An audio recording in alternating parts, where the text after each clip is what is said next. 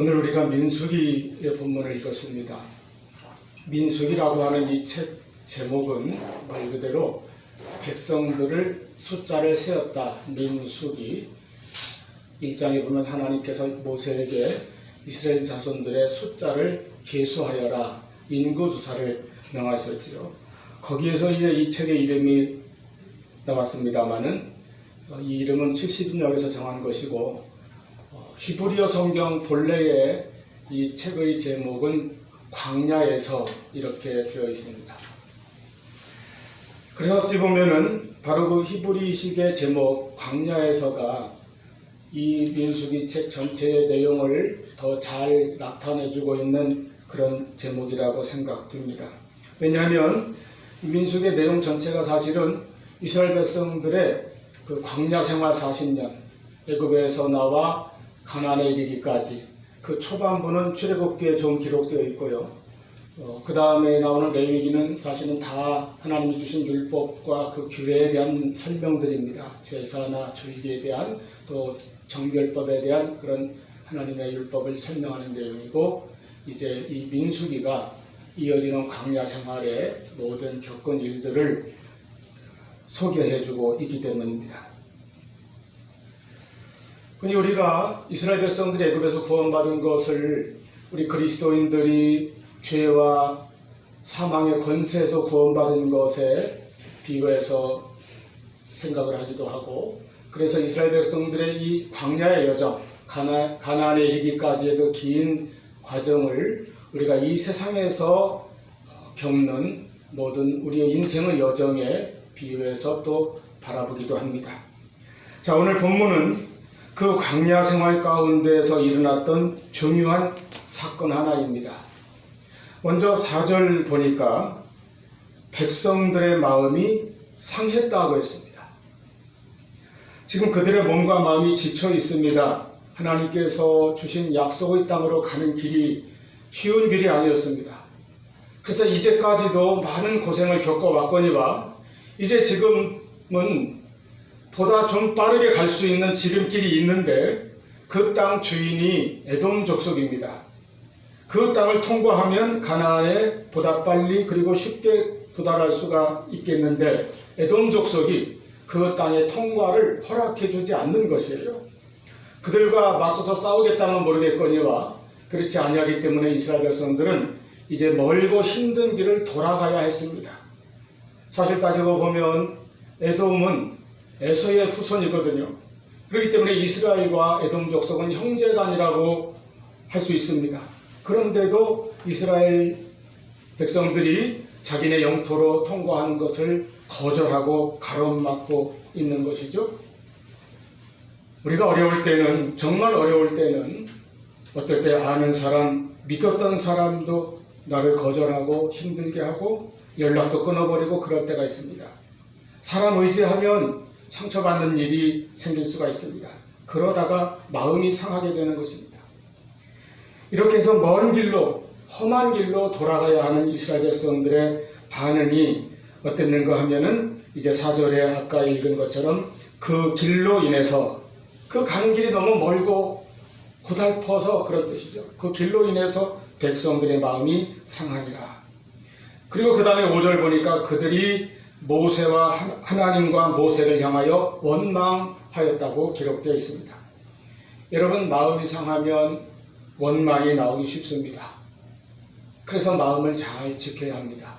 잠언 4장 24절 말씀에 무릇 지킬 만한 모든 것 중에서 더욱 내 마음을 지키라 생명의 근원이 이에서 남이니라 말씀하셨습니다. 아멘. 마음을 지키고 마음을 잘 다스려야 합니다. 마음을 지키지 못할 때에 인간관계에도 상처가 생기고 근본적으로 하나님과의 관계도 방해를 받습니다. 그래서 우리의 삶의 형통함이 파괴됩니다. 마음이 상하면 작은 일에도 상처를 받고 섭섭해지고 시험 들고 그렇게 됩니다. 이스라엘 백성들은 지금 길로 인하여, 즉 여정이 너무 힘들고 고달파서 마음이 상하고 그래서 이제 원망이 생겼습니다. 하나님과 모세를 향하여 원망하되 어찌하여 우리를 애굽에서 인도해내어 이 광야에서 죽게 하는가? 이곳에는 먹을 것도 없고 물도 없도다. 우리 마음이 이 하찮은 음식을 싫어하노라.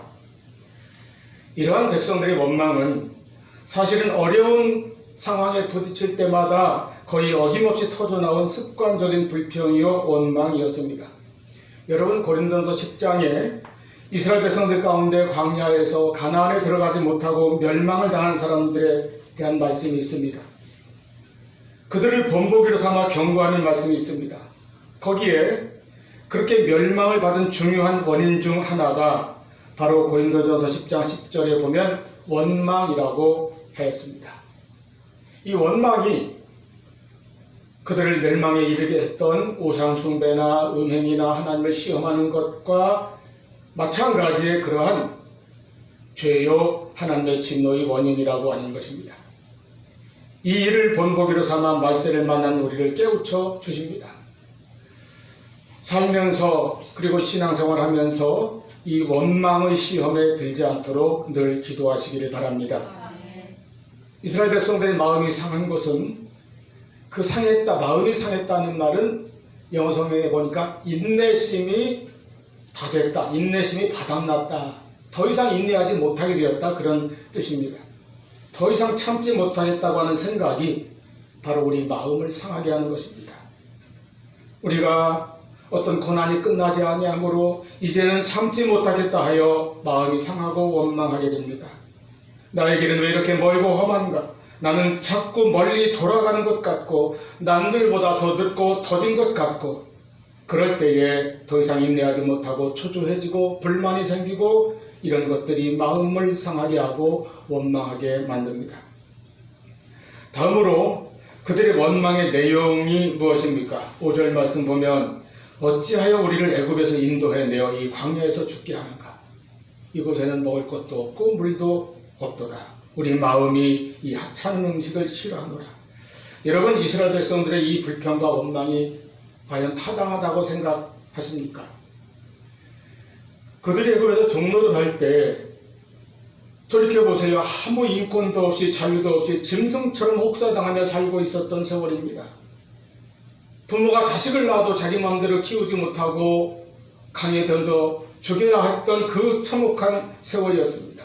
거기서 그들이 하나님 앞에 부르짖고 탄원했을 때에 그들의 그 부르짖는 소리가 하나님께 상달되어 하나님께서는 모세를 보내어 그들을 그 참혹한 노예 생활로부터 구원해 주셨습니다. 그런데 그 같은 하나님의 은혜에 대해서도 이제는 불평하고 원망하게 된 거예요. 이 얼마나 잘못된 마음입니까? 뿐만 아니라 그들의 불평과 원망은 계속 이어지는데 이곳에는 먹을 것도 없고 물도 없더라. 여러분, 과연 그랬습니까? 아닙니다. 하나님께서 그들에게 만나를 주시고 메추라기를 보내주시고 반석에서 물을 솟게 하여 생수를 마시게 하셨습니다. 그 만나를 처음 받을 때는 얼마나 그들이 감사하고 감격했습니까? 꿀 섞은 과자맛 같고 정말 처음 맛보는 하늘의 양식을 날마다 먹고 그 힘을 얻어서 지금까지 나왔습니다. 그런데 이제 지금은 그 만나를 뭐라고 표현합니까? 이 하찮은 음식을, 하나님이 주신 하늘의 양식을 하찮은 음식이라 이렇게 표현할 만큼 그들의 마음은 강팍해지고 원망과 섭섭함으로 가득 차게 되었다는 것이죠. 정말 먹을 것이 없어서 불평한 게 아닙니다. 물이 없어서 원망한 게 아닙니다. 그냥 불평하고 원망하는 것이 습관이 되어서 그렇습니다. 그들의 이 고질화된 불평은 하나님께서 주신 은혜의 양식인 만나에 대해서까지 불평하게 만들고 말았습니다. 하늘의 양식, 하나님께서 특별히 그들을 위해서 공급해 주신 일용할 그 양식, 그 힘으로 이제까지 나와왔는데 지금은 그 만나를 하찮은 음식이라고 말하고 있습니다. 마음이 상한 사람, 그 마음의 감사가 말라버린 사람, 인내가 바닥난 사람, 믿음이 식어진 사람, 처음 사랑을 잃어버린 사람, 영적인 문제보다 세상의 문제, 육신의 문제가 더 중요하게 여겨지는 사람에게는 천사의 음식을 주어도 그것에 대해 실정을 느끼고 불평하게 되어 있습니다. 하나님의 은혜의 선물을 하찮게 여기게 된다는 말씀입니다. 여러분, 이런 사람이 복을 받을 수 있겠습니까? 받은 은혜에 대해서도 불평하는데 하나님께서 무엇을 더 주셔야 하겠습니까? 또 주신들 그들이 이제는 만족하고 감사할 것인가요? 하늘의 만나에 실증을 내고 불평하는 사람이 무엇으로 만족할 수 있겠습니까? 그러므로 우리는 매일매일 하나님께서 주셔서 우리가 누리는 일상의 평범함 속에서 하나님의 은혜를 늘 새롭게 깨닫고 느끼고 감사할 줄 알아야 될 것입니다. 그래야 그들이 이 광야에서 멸망해버린 중요한 원인 중 하나인 원망의 죄를 피할 수 있습니다. 주님께서 주기도문에 가르쳐 주셨듯이 일용할 양식도 하나님께서 주시니 우리가 받은 이 일상의 축복에 대해서 늘 감사하시기를 바랍니다. 영의 양식에 대해서도 마찬가지입니다. 우리가 우리 영의 양식인 성경에 대해서 얼마나 감사하며 이 양식을 잘 섭취하고 있습니까? 말씀을 들을 때 매주 듣는 설교입니다. 또는 매일 읽는 성경입니다. 그렇지만 이 말씀이 나에게 매일매일 새롭게 하늘의 만나와 같이 은혜롭고 힘이 되는 그런 양식이 되고 있습니까? 우리 원로 사모님 지금까지 성경을 60독 이상을 하셨어도 매일 주야로 성경을 읽으시는데 그 말씀을 늘 그때마다 새롭게 은혜로 받고 있는 모습을 제가 봅니다. 그렇지 않으면 어떻게 평생을 또 읽은 말씀을 또 읽고 하겠어요?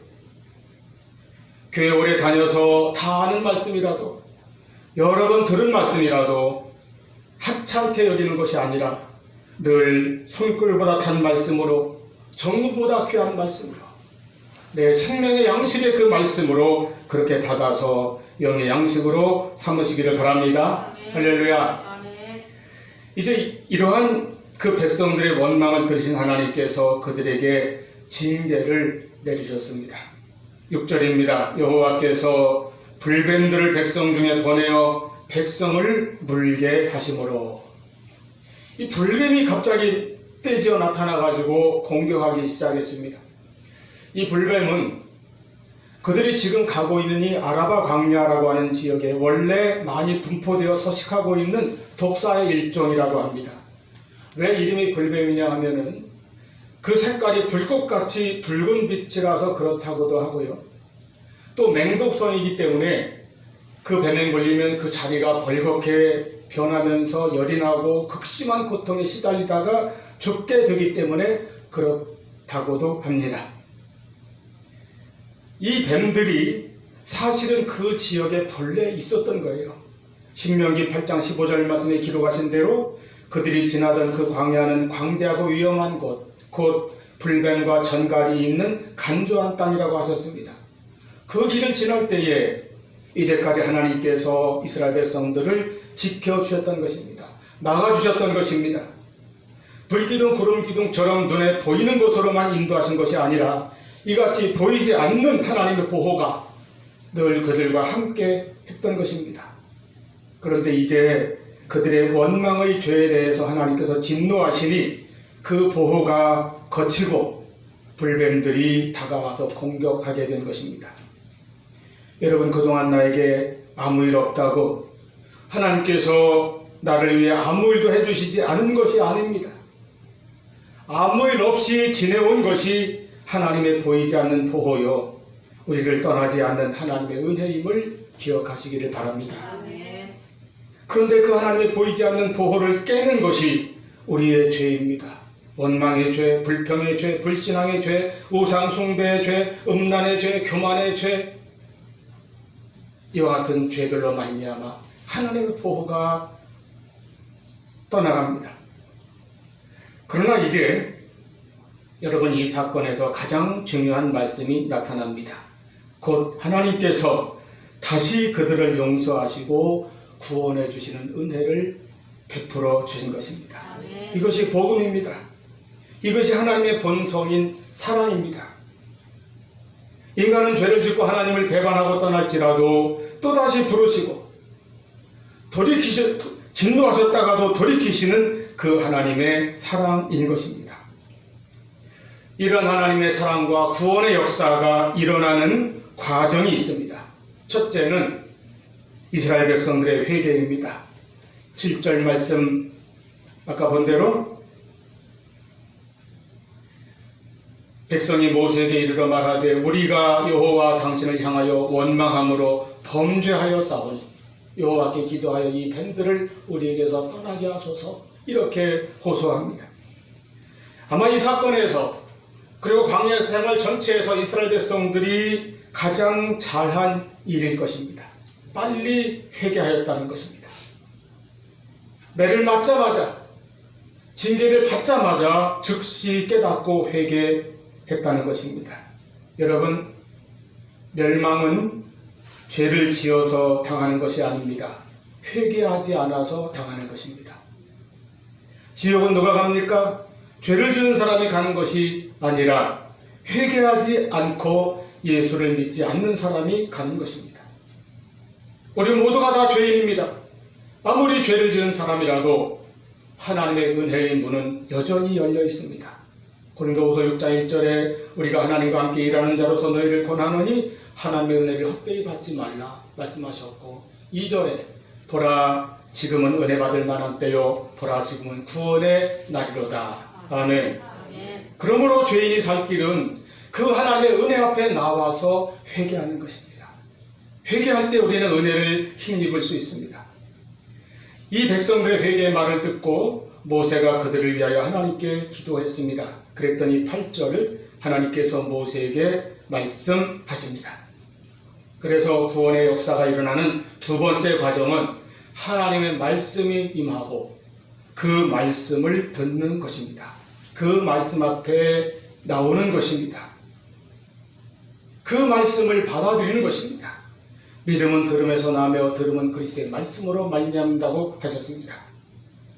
여기서 모세에게 임한 하나님의 말씀은 8절에 기록된 대로 불뱀을 만들어서 장대 위에 매달아라.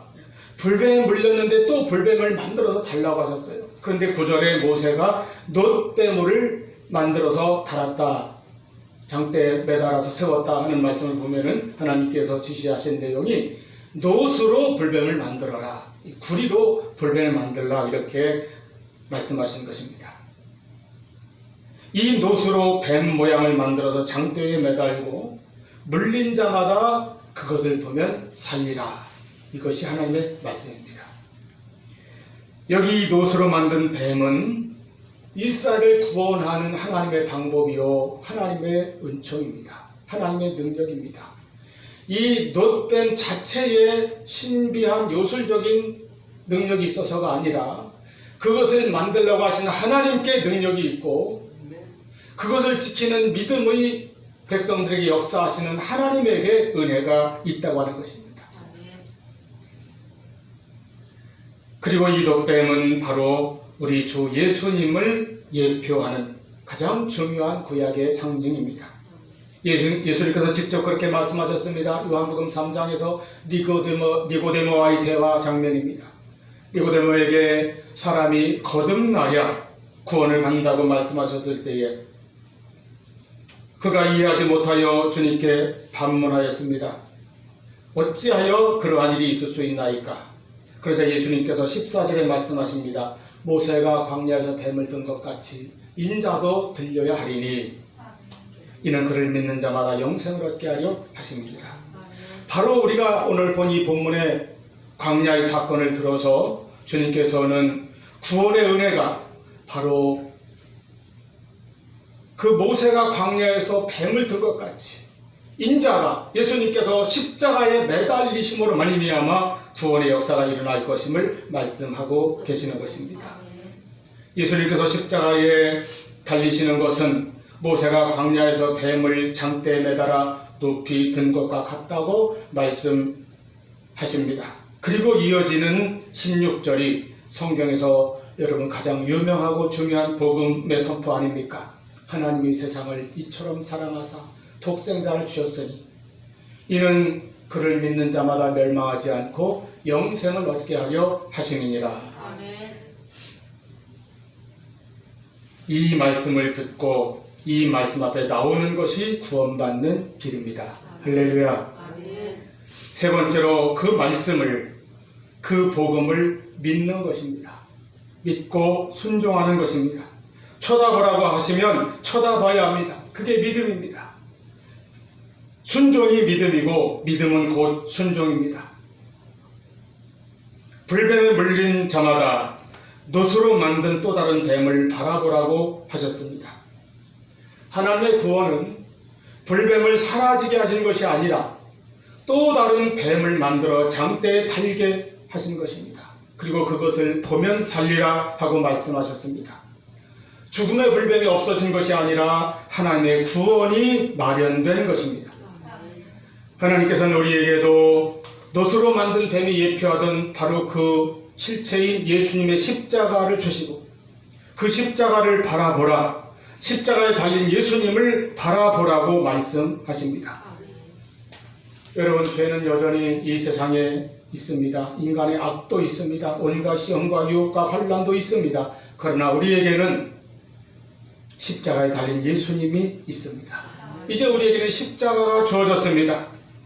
그 예수님을 보여주시면서 눈을 들어 그를 보면 살리라 말씀하십니다. 이 말씀에 순종하여 예수님을 바라보는 것, 예수님을 믿고 영접하는 것이 바로 구원에 이르는 유일한 길, 그리고 완전한 길입니다. 다른 길은 없습니다. 다른 방법은 없습니다. 나의 죄를 담당하신 예수님, 나의 죄를 대신 지시고 나를 구원하시려고 예수님께서 달리신 그 십자가, 그래서 십자가에 달리신 예수님을 바라보고 그 예수님을 나의 구주로 믿고 영접하고 고백하시기를 바랍니다. 누구든지 구원을 얻습니다. 9절에 모세가 놋뱀을 만들어 장대 위에 다니 뱀에게 물린 자가 놋뱀을 쳐다본 즉 모두 살더라. 아멘. 이때 바로 쳐다보는 것이, 즉 믿음을 갖는 것이 중요하다는 말씀입니다. 미국의 척 스미스라는 목사님이 이 사건에 대해서 재미있는 우화를 만들었어요. 재미있지만 참 심각한 이야기입니다. 한번 들어보세요. 이 광야에 불뱀에 물린 한 사람이 참을 수 없는 고통 속에 신음하며 땅바닥을 뒹굴고 있습니다. 그때 그 옆에서 한 친구가 말해줍니다. 이봐, 자네 소문도 못 들었나? 모세가 저 장대 위에 높이 매달아 놓은 놋뱀을 한번 올려다보란 말이야. 그 사람이 이를 악물고 대답합니다. 나는 놋이라면 딱 질색이야. 그리고 그까진 놋으로 만든 뱀 조각이 어떻게 나를 살릴 수 있단 말인가? 그리고는 눈이 뒤집어지고 입에 거품을 물면서 심하게 경련을 일으키기 시작합니다. 독이 점점 퍼지는 것이죠. 친구는 옆에서 다급한 목소리를 일러줍니다. 이봐, 빨리 저길 좀 보라고. 저 놋뱀을 쳐다보란 말이야. 실례, 내 머리로 이해할 수 없는 것을 어떻게 믿으란 말인가? 그러면서 끝내는 죽어간다는 것입니다. 자, 과연 이 사람이 자기의 죽음을 두고 하나님을 원망하고 친구의 탓을 할 수 있을까요? 그의 죽음은 바로 자기 자신의 잘못이요 책임이라고 할 수밖에 없습니다.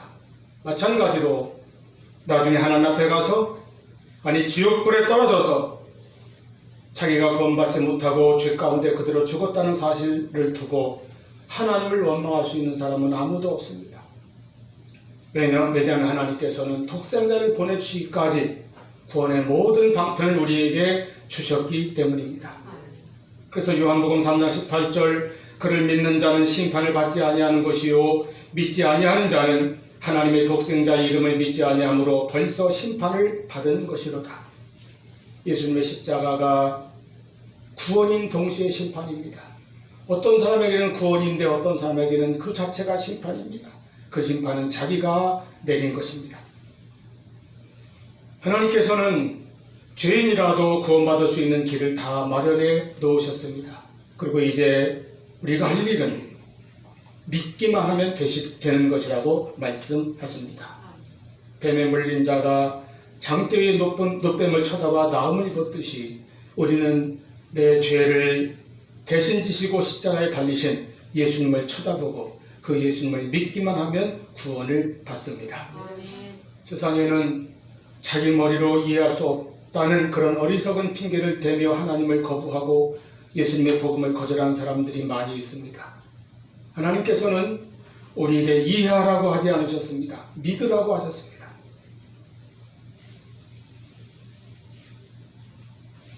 믿고 받아들이시기를 바랍니다. 노뱀을 쳐다보는 것은 다른 노력이나 수고, 어떤 행위나 공로를 필요로 하지 않습니다. 뭐 하나님이 만들어 주신 것이니까 내가 목욕제기하고 옷을 깨끗이 갈아입고 그렇게 쳐다보라고 하지 않으셨습니다. 땅바닥에 뒹굴고 입에 거품 문 그대로 노뱀에 물려 벌겋게 상처 입은 모습 그대로 쳐다보면 나았습니다. 그리고 누구라도 각자 바라보아야 합니다. 누가 다른 사람이 대신 쳐다보아줄 수 있는 것이 아닙니다. 불뱀에 물린 죽음의 상처가 낫고 안 낫고는 각자의 순종에 달려있는 것입니다. 각자의 믿음에 달려있는 것입니다. 구원받는 우리의 신앙이 바로 그와 같은 것입니다. 여러분, 고난과 시련이 계속된다고 마음 상하지 않도록 마음을 잘 지키시기를 바랍니다. 쉽게 원망의 죄를 짓지 않도록 조심해야 할 것입니다. 하나님께서 우리에게 주신 매일의 만나에 대해서, 그리고 온갖 독충과 전갈과 불뱀들로부터 늘 보이지 않게 지켜주시는 그 은혜에 대해서 깨닫고 감사할 줄 알아야 하겠습니다. 우리가 연약하여 죄를 지었을 때에는 깨닫게 하실 때 즉시 회개하여야 합니다. 그리고 하나님의 말씀을 들어야 합니다. 말씀 앞에 날마다 서야 합니다. 말씀에 순종해야 합니다. 그리고 우리에게 주시는 그 말씀, 그 복음, 그 은혜를 우리가 믿음으로 받아들여야 합니다. 그때 우리의 삶에 하나님께서 주시는 치료와 회복과 구원과 축복의 놀라운 역사가 일어날 줄로 믿습니다. 아멘. 기도하시겠습니다.